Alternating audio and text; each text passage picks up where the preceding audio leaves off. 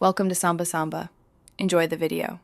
You start by confirming your Android version and model so you know where Wi-Fi direct lives in settings. Once you've unlocked the phone, open Settings and go straight to Connections or Network and Internet. Different manufacturers label it differently.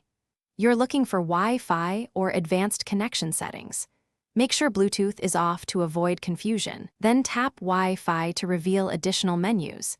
This gets you to the control panel, where Wi-Fi Direct is exposed for removal or disabling.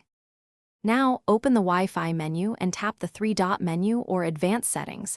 That's where Wi-Fi Direct usually appears. You'll see a Wi-Fi Direct entry with any paired devices listed. You should forget or unpair every device shown. Press each device and choose Forget or Disconnect, because removing pairings prevents automatic reconnection.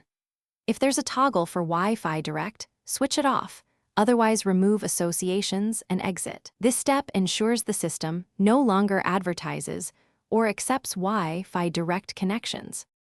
Finish by rebooting your Android to apply changes and clear any temporary caches. That often stops lingering services. If Wi-Fi Direct remains active, reset network settings. This wipes Wi-Fi, Bluetooth, and VPN settings, so back up saved passwords first. Once done, verify Wi-Fi Direct is gone. If problems persist, reboot into safe mode to see if an app is reactivating it, and if needed, contact the manufacturer or carrier for device-specific guidance. One troubleshooting tip: always. Thanks for watching. Consider subscribing if we helped you.